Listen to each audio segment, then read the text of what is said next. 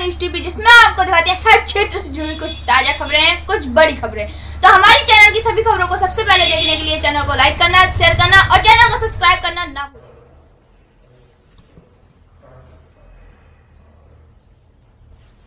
आप सबको नमस्कार। दिल्ली में कोरोना की स्थिति के मद्देनज़र कुछ अहम निर्णय लिए गए हैं। पहला तो ये कि कुछ दिन पहले, कुछ हफ्ते पहले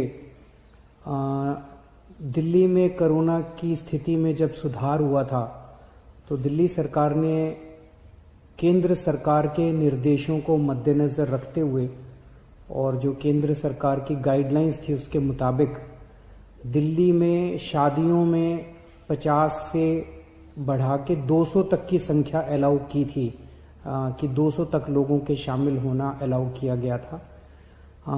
उस ऑर्डर को विड्रॉ करने के लिए आज निर्णय लिया गया है कि 200 से वापस 50 लोगों को, शादियों में केवल 200 से 50 लोग अलाउड होंगे।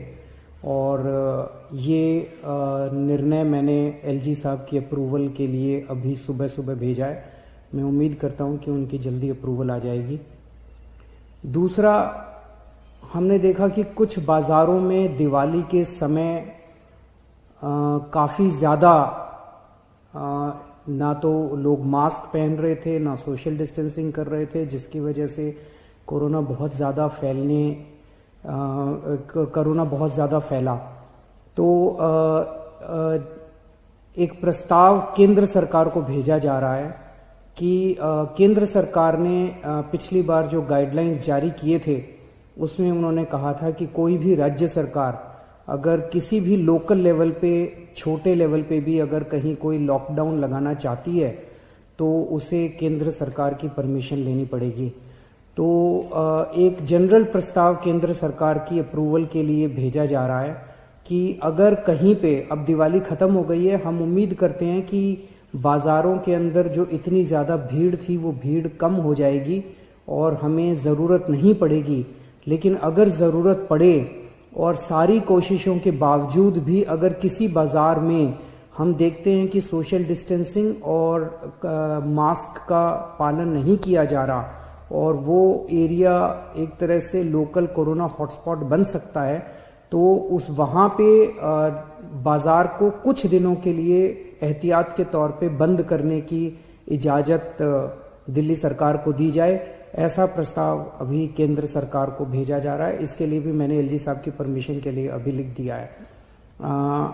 हम सब लोग, आप देख रहे हैं कि किस तरह से सारी सरकारें मिलके कोरोना की स्थिति को काबू करने की कोशिश कर रही हैं। केंद्र सरकार का मैं खास तौर से शुक्रिया अदा करता हूं कि इस कठिन परिस्थिति में केंद्र सरकार ने दिल्ली वालों की मदद की है।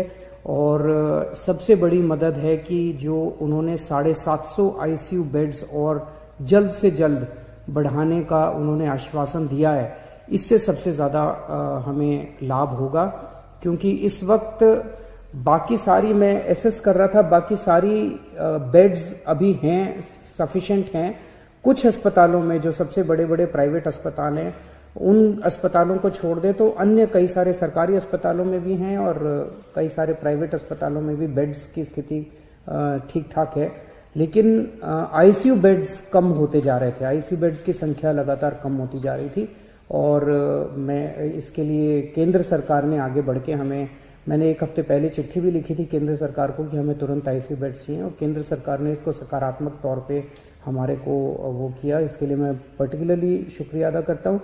इस वक्त सारी सरकारें, केंद्र सरकार, दिल्ली सरकार, सारी एजेंसीज, डीआरडीओ, आईसीएमआर, सब एम्स वगैरह, सब लोग मिलके पूरी कोशिश कर रहे हैं, डबल एफर्ट्स कर रहे हैं अपने कोरोना की स्थिति को काबू पाने के लिए। लेकिन ये तब तक नहीं ठीक हो सकती जब तक हम सब लोग, जब तक एहतियात नहीं बरतेंगे। मेरी आपसे हाथ जोड़ के विनती है कि आप ये कोई किसी और के लिए नहीं मांग रहे, आप ही के लिए, आप ही के स्वास्थ्य के लिए, आपकी ज़िंदगी के लिए, आपके परिवार के लिए आपसे अपील कर रहे हैं कि मास्क ज़रूर पहनिए, सोशल डिस्टेंसिंग का पालन ज़रूर कीजिए। कई लोगों को लगता है मुझे तो नहीं होगा, पड़ोसी को हुआ मुझे नहीं होगा। ये किसी को नहीं देखता कोरोना, ना गरीब को देखता, ना अमीर को देखता, ना इसको देखता, ना उसको देखता। किसी को भी कभी भी हो सकता है, और अगर बिगड़ जाए तो खतरनाक हो सकता है।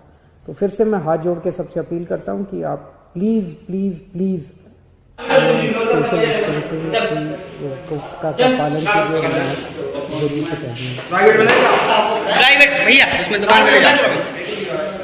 चल रहा हूँ।